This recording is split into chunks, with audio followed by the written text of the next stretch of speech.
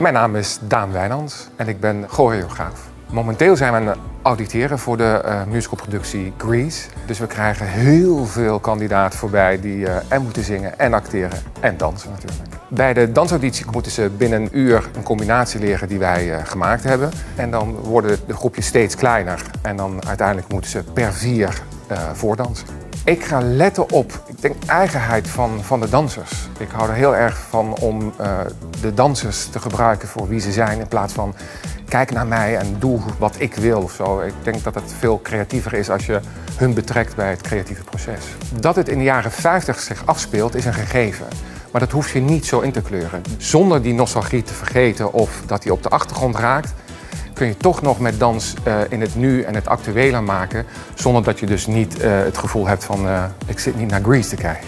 Een goed voorbeeld is denk ik TikTok.